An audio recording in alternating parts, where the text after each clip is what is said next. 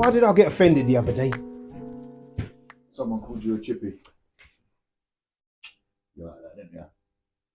I got offended. Why did I get offended? Well, why does that offend me? I don't know. Because of you, I've started not to, because I've noticed no one else takes it. No one else sees it that way. But I used to say, like, I'm not a chippy, I'm not a chippy. That's just what everyone calls it. I'm not chippy. You don't want chips. Like, imagine a nice piece of wood and like with gouges and chips on the floor. The way I picture it, a chippy, is imagine loads of chips of wood all over the floor and someone there just hacking away at something. So do you know what you're doing? Like, why is there so many chips everywhere? Because you're a chippy. That's what it makes me think. How it stands in my head, right now, I think the reason I get offended for being called a chippy is because I've been in the game a long time, 50 years nearly, right? And back in the day when I used to work on building sites, people that were regarded as chippies, they were rough. Like, for example, let me give you an example. Oh, see that? Oh, let's talk. Wait. Let's talk about the first fix. First and second fix on a building site. That's what it was all about, right? First fixers are always the guys that are rough. And first fixing is so important on a building site because if you get the first fixing right, it leaves for a better second fix. Mm-hmm. You don't want the second fixer to come along and he's now got to doctor the first fix to make his second fix look. He's got to do his wrong to look right. Yes. Yeah. Right. So is it right that first fixers should be the shabby? Not really. Chippies. No. Because you could consider first fix as foundation. Oh, if the foundations that's good. are no good, yes, the house is no good. And that was generally how it worked back in the day. First fixers were the guys that were rough. Their hands looked like the sawn piece of wood like that piece of timber we was using. They're rough. I remember someone once saying to me, "Raf, go and get such and such chisels out the back of my van." And I went up to his van, opened the back, and it was such a mess. Oh, I hate that. I thought, you know what, I'm not going in there. I just shut the doors, told him, "Listen, brother, you have to come and get it yourself." And that's how his mind is, and that's how he works. It's really messy. Yeah. I worked on a job once where we were doing brass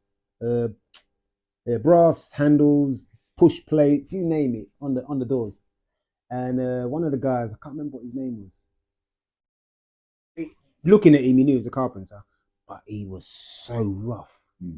You thought, just looking at him, you think, you ain't working in my house, not looking like that. Because if you are a reflection of your work, I could tell it's going to be a bad day. And what he did was, because he was so rough, back in them days, we never had cordless. We was using the Yankees. Let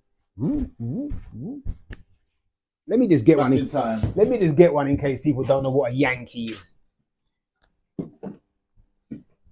For you people that don't know what a Yankee is, jump in the time machine. Here we are. This is what he was using. This is the old days cordless. Anyway, he was using this to put on these brass D handles. And every time he was doing this, he was slipping and scoring. He was so stupid. Instead of just leaving it locked, he didn't even need this big thing. Just nice little pilot, But he was so rough. It just didn't dawn on him that he used this hammer, chisel was his tool set. And he was just so rough. And he and others like him were chippies. And to call me a chippy would put me in that same category. So I'll get offended. Yeah, to stop it rolling about there, please. Point at me, beg you do. It's like a weapon. Yeah, that's the everyone used to put them Jubilee clips to stop them rolling off. Oh, they roll off and they get bent. But that is the original cordless back in the day. Still got mine. You can't buy them no more. Who's the roughest? Who's the roughest? Who's the roughest tradesman? Just generally, obviously it's not all the same because a lot of people comment on how tidy you look all the time in a shirt and whatever, and then you might get another carpenter who just looks a bit rougher, whatever. But generally, of all the trades, speaking, they jump out their van. Who's got the most beat up van? Who's got the best van? Who's got the most beat up? Who's going to jump out looking the most crisp? Who's going to jump out looking like they've Builders, general builder? general builder. So brickies. Do you know what? I think like mess-wise, come on, like plasterers, man. Plasterers are messy buggers. Plasterers, brickies, and you plasterers, I'll tell you what I hate about some of you plasterers. You know when you're going down the wall, you're trailing down the wall, and you leave that little scoop at the top and a little ski ramp at the foot. What's that about? Why'd you do that? You're giving me work because now I've got to hack all of that away, or I've got to pack the skirting. It really does my nutting. Hack it off. It really, they can start at the top and they do that, and there's a nice little, a little. It's almost like you're trying to build in the cove in. If you're going to do it half, do it a whole. Just make the cove in and sorted. But you know, sometimes when I see like people pull up in a van, like Sparkies and Volkswagen Transits, they're expensive, man. When you see someone pull up in a Volkswagen Transporter. Yeah. When you pull up in them, look, they're expensive. Or a Transit MSRT, like you know the sporty Transits, like 40 grand. Plus, a lot of money. A lot of money. Or Dapper pulling up in a bloody Aston Martin. Dapper's exceptional. You earn too much money, bro. He's exceptional for what he does. He's an electrician. He's our electrician friend, and he's got to be the tidiest. He's one of them guys. But generally speaking, I would say electricians have got the tidiest. Vans. Their vans are generally tidy. Builders are the worst. Yeah. Then brickies. Plumbers is probably going to pull up in a state car, in his wife's car with all this stuff. The back seat's folded down with all this stuff chucked in the back. They were grimace. They were gritting their teeth. See, baby, I see you. Yeah, I would say builders, brickies, plumbers. Plumbers close second to electricians. Yeah, Sparkies. Yeah. Yeah, carpenters. Hit and miss. Depends. Hit and miss. Depends on the type of carpenter. Yeah, like we were saying. Depends. My van, I like it tidy. You want to be able to eat your food off the floor in my van. My van, you want to be able to sleep in, and sometimes I do. The missus kicks me out. There's no carpet in there. That's it. It's got to be nice and tidy. Your vehicle and the way you present yourself is a reflection of the kind of work that you do. Absolutely. And that is the first thing that a client sees. Yeah. You turn up at their door looking as rough as. Mm-hmm. Unless that client really don't give a damn. It's like some of the vans you see.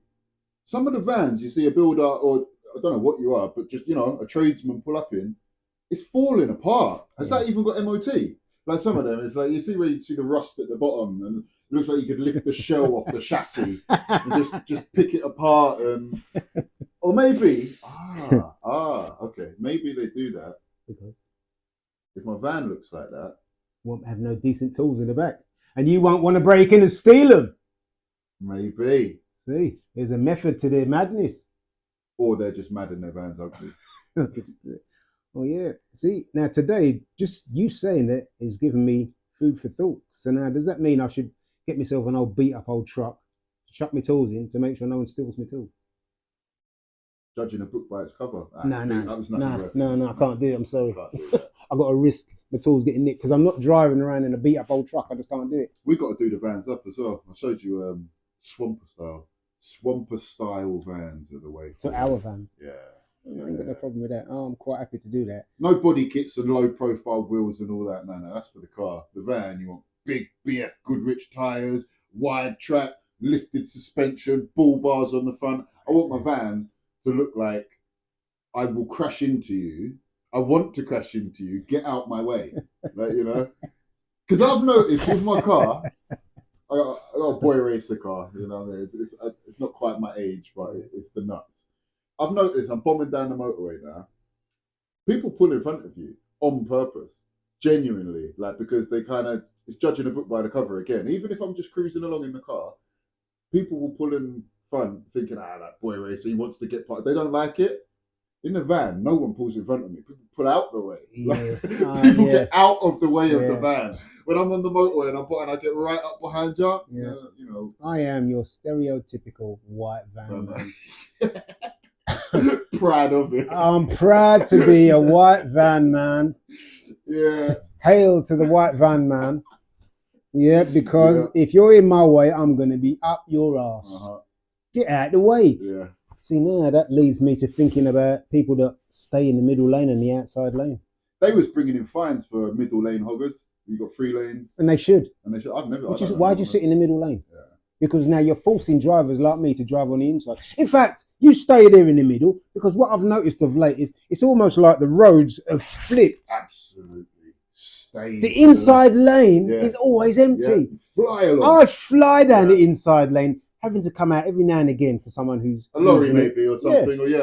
But I fly. Most of my journeys nowadays is in the inside lane. Yeah. Because people sit in the outside lane thinking this is the fast lane, they call it.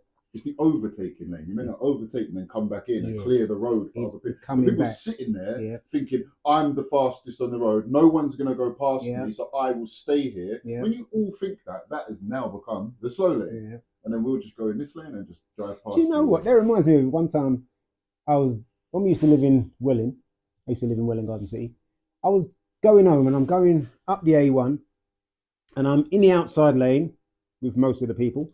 And all of a sudden, there was loads of cars in the outside lane and the inside lane was empty. And I'm thinking, what's going on? What the hell? These were the days when I didn't undertake. And I thought, I've had enough of this. I went on the inside and no word of a lie, it must have been 3/4 of a mile on the inside lane. And when I got to the front, there was a geezer driving in and he's got his mirror and he's kind of giving his fingers to the geezer who's behind him because he thought, because I'm doing the maximum I have to be in the outside lane. Yeah. And I'm driving, but I'm looking at him thinking, mate, what are you doing? Inside lane's empty. But some people seem to think because you're driving at the maximum speed, which you're allowed to on a motorway or a dual carriageway, you have to be in the outside lane. No! They need to change all that anyway. All the driving speeds is based on like the 60s, cars from the 60s. Yeah. Their cars are way more capable. Like it shouldn't be 70. It should easily be 90. Yeah. Easily should be 90. Jeremy Clarkson actually proved it on Top Gear by taking a modern car. It was a Messiest. This is years ago now, but it was. I'm pretty sure he was in a Messiest, driving at 70 mile an hour and slamming on the brakes and how long it takes to stop, which is why they say he stopped in less than half the distance. He was way up the road, and then he did it where he was going way fast. I think he was doing like 100 mile an hour, slammed on. He stopped way up the road and it's telling you you're going to stop. Back in the days with drum brakes and rubbishness. Nowadays cars are so good. And our road rules haven't are not meeting the standard of today's car. Yeah. Based on old stuff. I get it, yeah. It's silly. But then that's just like a lot of things, like calling the camel. So I don't even want to go on that. You'll have me ranting for another 10 minutes. So I think we need to draw that to a close and have that for another subject, another episode. But anyway, what we always forget is to ask you to subscribe. So if you kindly subscribe and like and leave a comment, because we love to read your comments. Good or bad, leave a comment. Tell us what you truly think. In fact, tell us what you'd like us to moan about. Like a good moan. I love a good moan. Clears the air, gets it off the chest. Woosa.